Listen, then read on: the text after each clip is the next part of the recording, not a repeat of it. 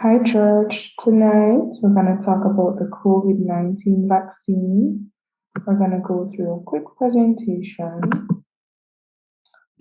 clear up some myths, answer some questions.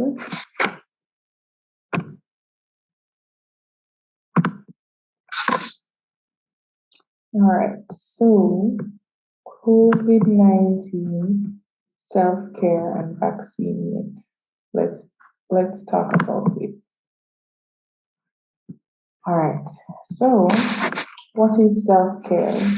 Self-care in regards to COVID is washing your hands, wear a mask, practice physical distancing, take care of yourself, your mental health and well-being, and think about getting the vaccine. Really consider it.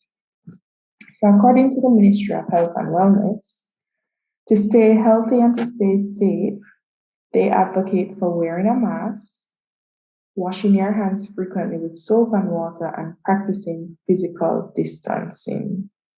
And of late, since the vaccine is out, they've added plus vaccinate. So, how do you wear a mask? So, to wear a mask correctly, the mask should cover both your mouth, your nose, and your chin, all three, right? And the colored side of your mask, if you're wearing a surgical mask, should be facing outward. So if it's a pink mask, the pink part should be outside. If it's a green mask, the green part should be outside. If it's a blue mask, the blue part should be outside. Once you have on the mask, you pinch the metal edge over the top of your mask. And then once removing it, you remove the mask by the air loops. You do not touch the front of your mask because that is the part of the mask that is protecting you from the aerosols and the particles that can infect you. And once you discard off your mask, you should wash your hands. Surgical masks should be changed daily. They should be changed if they're soiled. So if you sneeze in your mask or cough in your mask or it gets wet, for whatever reason, you need to change it. Also of note, within the last month, there was a study that came out of the US that showed that a surgical mask plus a cloth mask, and it's a 3-layer surgical mask, 3-layer cloth mask. So when you wear the two, it offers more than 90% protection from aerosols and particles. So how do you wash your hands? So I saw this flyer and I thought it was a good example of how to wash your hands. So in hand sanitizing, you can use a hand rub or you can wash your hands with soap and water. If you're using an alcohol-based hand rub, it is recommended that you use something that is that contains between 60 to 95% alcohol. If you're using soap and water, you place it in your hand. Now, the hand motions, I want us to pay attention to 2, 3, and 4, the hand motions. So, the aim of the hand motions is to get the palm of your hand between the webs of your fingers, right? And if we move on, we're getting the fingertips, right? So, you're getting between the first, you're getting between the first and fifth finger on both sides, and you're also getting the tip of the tongue, the tip of the thumb, and the tip of your fingers. If you're using an alcohol-based solution for sanitization, that should take you about 20 to 30 seconds. Whereas if you're using soap and water, hand hygiene usually takes 40 to 60 seconds. So why is physical distancing important? The government has been advocating for physical distancing, but why is it so important? And do you need to physically distance amongst persons in your household? So the answer is yes, you need to physically distance from persons in your household. as much as possible. I know husband and wife, it may be difficult, but as much as possible, physical distancing. And this is why. So when a person speaks or when they coughs, when they speak, when they cough, when they sneeze, they produce aerosols. So aerosols are particles that are smaller than 5 micrometers in diameter. Particles that are greater than 5 micrometers in diameter drop on surfaces, any surface nearby. So it drops on the doorknob, it drops on the table, anything that's in close vicinity to the person that cough or sneeze. If that person has COVID, then what they've effectively done is spread the COVID virus onto the surfaces that are in close proximity to them. And then they produce these aerosols, and these droplets and aerosols can remain hours after they've been released. So when we physically distance, you limit contamination or you limit the number of aerosols that you inhale from the other person. So if we look on our first lady here, she's infected and asymptomatic. Remember, with COVID-19, you can have persons who have the infection but are not showing any symptoms, but they themselves can still go on to infect others. The person who has on her mask, she'll be exposed to COVID-19 aerosols, but her load or the amount that she's exposed to is much less than the person who doesn't have on a mask, because the mask would filter out some of these particles so she would not be infected, or she would not come in contact with a great number of particles in comparison to the person who does not have on a mask. Now, if we have an infected asymptomatic person and they have on their mask, when they cough, when they sneeze, they release less particles because most of the particles would be caught in the mask. You would notice that if what you have on a face mask, whether it's cloth or surgical, and you sneeze in it, most of the particles are left behind. Some go through, but the majority are left on your mask. And then the person who has on her mask would have minimum exposure, whereas a person who doesn't have on her mask would have maximum exposure. So to avoid infection, the World Health Organization has advocated for persons to avoid crowded places, avoid close contact settings, and avoid confined and enclosed spaces.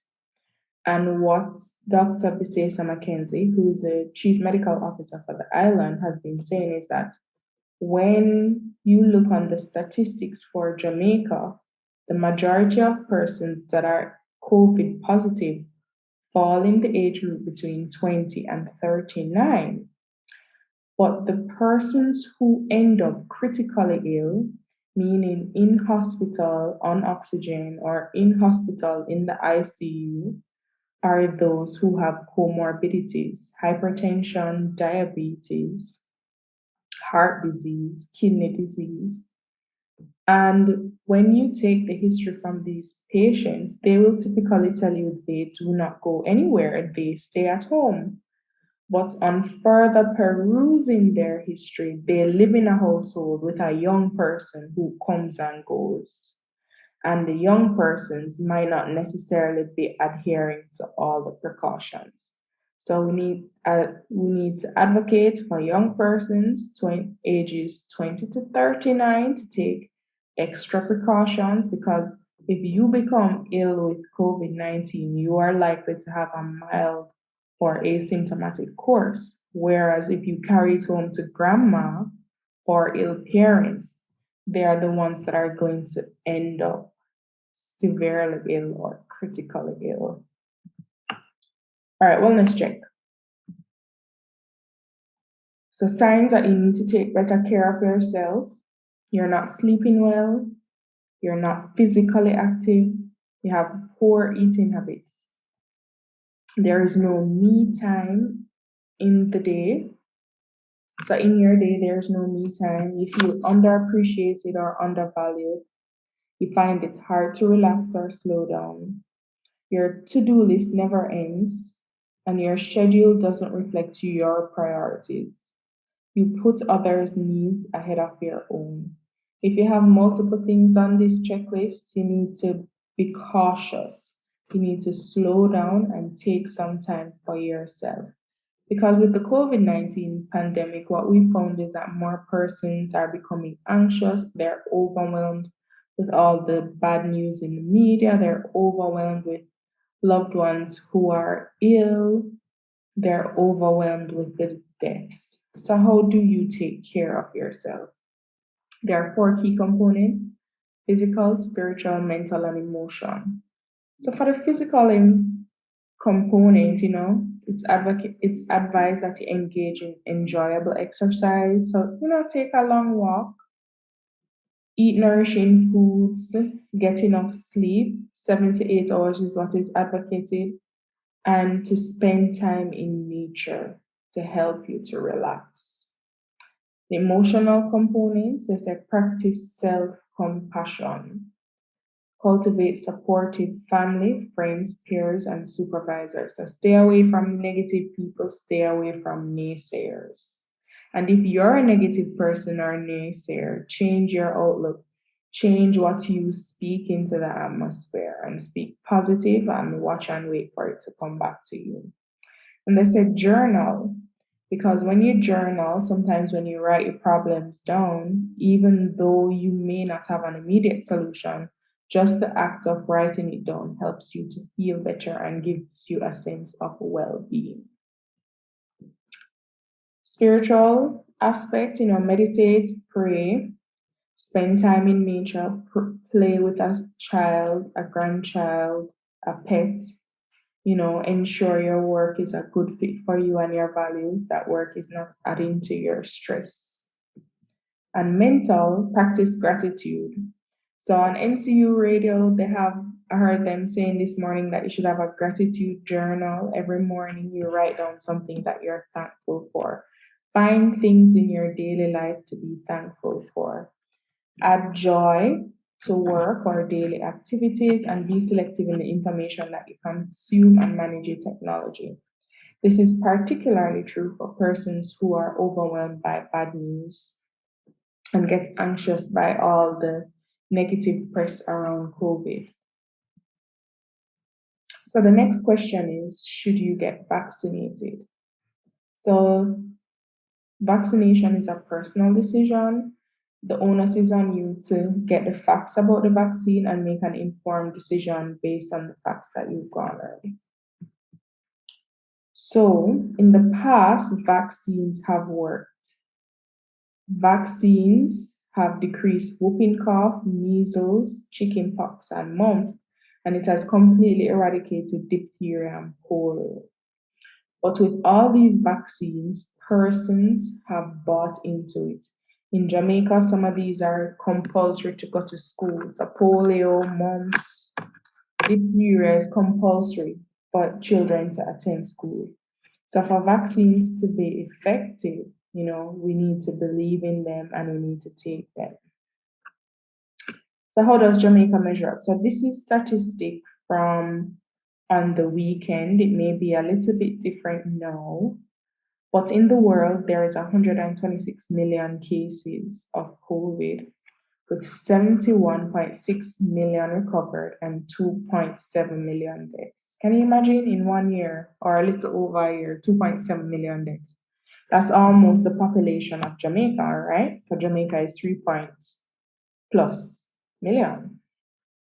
So Jamaica has had on the weekend 37,458 cases, and we had 557 deaths. When you compare us to the big countries, we're not so bad in terms of our numbers. Oh, there's another slide I wanted to show you guys. Oh, it's not in this one. Okay. So when you compare us to other Caribbean countries, our numbers is on the higher end when you compare us to Bahamas and Trinidad. But if you compare us to Suriname and Latin America, our numbers are better. So I think that although we're in the middle, depending on who you're comparing us with, I think we can do better. And we can do better by vaccination. We can do better by being more adherent to wearing a mask, physical distancing, and proper hand hygiene. So, what is this big deal about COVID-19? Isn't it just a flu? Well, COVID-19 is different from seasonal flu, and here are some ways in which it's different. So, the RO number refers to how many people on average will be infected for every one person with the disease. So for every one person with flu, that one person will go on to infect 1.3 persons. For every one person that has COVID, they can go on to infect up to 2.5 persons. The incubation time. So the incubation time for flu is 1 to 4 days, so a short incubation period. Whereas for COVID-19, the incubation period can last up to 2 weeks. And the other different thing about COVID is that the incubation period is up to 14 days, but during the last 3 days of the incubation period, that person can start infecting other people. So, whereas with the flu, you only infect persons once you're symptomatic, COVID-19 asymptomatic persons can pass on the infection. The other difference between the two is the hospitalization rate. So with the flu, only 2% of persons with the flu, but only 2% of persons with the flu end up in hospital, whereas 19% of persons with COVID-19 end up in hospital. Another significant thing about the hospitalization of COVID patients is that once COVID-19 patients are hospitalized, they have an extremely high oxygen requirement. So, you and I right now, sitting down at home, we're breathing in 21% oxygen.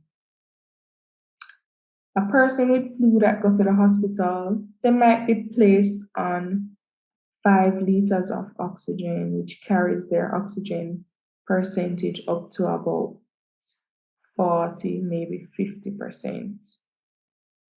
Whereas persons with COVID-19 sometimes require 60 and 70 liters of oxygen at 100%. So the COVID-19 patients have a higher oxygen requirement than any other patient I've ever seen. And then last but not least, the case fatality rate.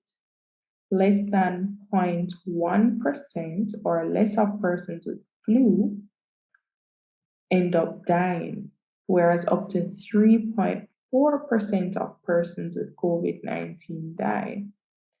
And for those who don't die, those who were critically ill, they end up with sequelae, meaning that after they've recovered from COVID, they have long-standing kidney problem, heart problem, lung problems, and then would need follow-up from specialists thereafter. So COVID-19 is serious. All right, so what vaccine are we getting in Jamaica? So for now, the government has gotten 2 shipments of Astrazeneca, one from COVAX and one was a gift from India, right? And the government is aiming to vaccinate as much as the population as possible. Currently, they're vaccinating those 75 years and over. So what is the difference between these vaccines? The vaccine that's not here, that's missing, is the Johnson & Johnson. It's a single shot, not a double shot. And it has similar efficacy as the Oxford AstraZeneca vaccine. So the Oxford AstraZeneca vaccine is ideal for us here in Jamaica because of the cost. Look on the cost. £3 or $4, 25 pounds or $33. So, cost wise, for the money that we have, we're able to get more vaccine doses of the AstraZeneca. And then also look on storage. For the Moderna and Pfizer, you're going to need special storage facilities for them. Whereas for the Oxford AstraZeneca vaccine, you can store it at regular fridge temperature, 2 to 4 degrees. So, what are the side effects of vaccination? So, for the Oxford AstraZeneca vaccine, the manufacturers have said that about 10% of persons will experience fatigue, they'll be feverish, they'll have muscle pain, injection site pain, and tenderness. I was vaccinated and I had injection sites, tenderness and pain, and muscle pain. What's my symptoms? And headache, yes, headache. I had a headache. My symptoms resolved within 48 hours, and with taking Panadol, I was able to go to work. So it's not anything that I ended up in the hospital with. So mythbusters, true or false? Let's go through them. COVID-19 vaccine will cause infertility. This is false, false, false, false. This claim came out because there is a protein in the COVID virus that is similar to a protein that is in the placenta. And so some persons were speculating that if you take the vaccine, it will cause infertility, it will cause you to lose your baby. But this has been shown to be not true. During the clinical trials, they vaccinated pregnant women who carried their children to term. And post vaccination, you had persons in the trial who subsequently became pregnant and carried their children to term. So, COVID-19 vaccine, so this is false. And keep in mind that the US has vaccinated almost 110 million persons. UK has vaccinated more than half of their adult population. And India has vaccinated around 30 million people or more. So there is a lot of place for the researchers to gather information from about the COVID-19 vaccine, right? So COVID-19 disease will cause autoimmune disease. This is false. So as with the anti-vaxxers, they were saying vaccines cause autism. They were trying to say it also cause autoimmune disease, but there is no causal link between the two. COVID-19 vaccine will alter my DNA. This is false, and this is particularly for the mRNA vaccine persons were concerned about because it was a portion of the RNA from the virus that is in the vaccine. So persons were concerned about it, the virus RNA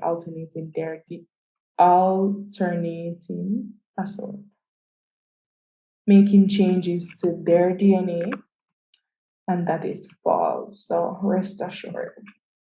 Once I get the COVID-19 vaccine, I will be immune.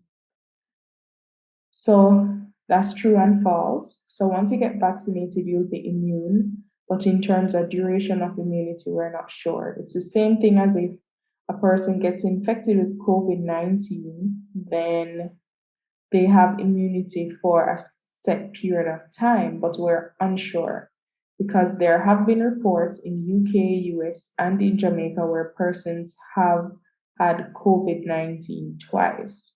And what they're speculating is that each time they had it, they had a different strain of the virus. So far, the vaccines have been shown to be effective against the different strains, so that is a plus for the vaccine. So if I already have COVID-19, I don't need the vaccine. I just answered that. So what the researchers have suggested and what the manufacturers have suggested is if you have COVID-19, you can still get vaccinated because the vaccine protects you against more than one strain of COVID-19. The vaccine is not safe. So a lot of persons are saying the vaccine is not safe because of how quickly they were developed. But the difference with the COVID-19 vaccine and vaccines in the past is that because the COVID-19 caused such widespread death and destruction, the pandemic, you had the research community pooling their resources and coming together as one, sharing information. So each research facility didn't have to discover everything. So whatever information one person discovered, they shared with other. And so with the collective effort, they were able to achieve the vaccine formula at a quicker time. And then when trials are run, they run them one after the other. But with the COVID-19 vaccine, they ran the trials simultaneously. And the reason for it is because of the morbidity that it caused.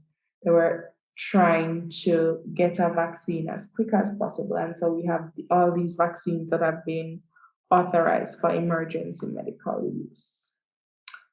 So the vaccine is safe. So getting the COVID-19 vaccine means I can stop wearing my mask. So that's not true. So once you get vaccinated, the vaccine limits the course of your subsequent infection. So you will have an asymptomatic course or you will be mildly symptomatic.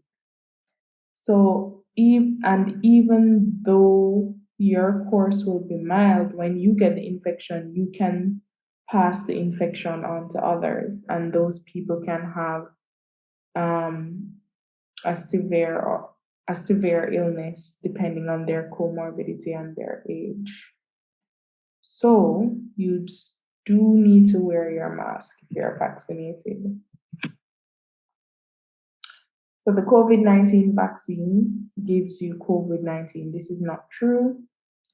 So when you are vaccinated, it takes your body 10 to 14 days to produce the antibodies that will protect you from subsequent infection. If you got infected with COVID-19 prior to vaccination and you're in your 14-day incubation period, you'll be asymptomatic. And then once your 14 days are gone, then you start showing symptoms. Or what I've seen happen is some persons say, oh, I'm vaccinated, and they get lax. They are not as vigilant. And so they contract the virus and then subsequently have symptoms before your body is able to produce the antibodies. Another myth that I don't have up here, but I want to say, the Astrazeneca vaccine will cause clots. So in the last couple of weeks, we saw headlines where the European Union discontinued the use of the AstraZeneca vaccine because of claims of increased clot formation. When they actually did the statistical analysis, they found that this was not true, that the AstraZeneca vaccine was indeed safe, and that the incidence of clot formation in the AstraZeneca vaccine was 0.008%, whereas the incidence of clot formation in the general population is 0.07%. So, in effect or effectively, the vaccinated population had a smaller incidence of clot formation in comparison to persons who have stroke and heart attack in the general population. So there's no association, there's no causal association between the AstraZeneca vaccine and clots. And subsequent to that release from the regulators, then the EU came out and said that them stopping the Oxford AstraZeneca vaccine was strictly political because they were upset that Britain had come out of the EU. And so they were trying to hurt them because, the Oxford AstraZeneca vaccine was manufactured, was created, was The base for it is UK. So the COVID-19 vaccine is dangerous. So this is false. As I mentioned before, millions of persons worldwide have been vaccinated. We have WHO and regional regulatory bodies that monitor for adverse outcomes and adverse events. We need to remember that when millions of people are being vaccinated, so for example, you have a US has vaccinated over 104, over 110 million persons. UK has vaccinated more than half of their adult population. India has vaccinated about 30 million persons.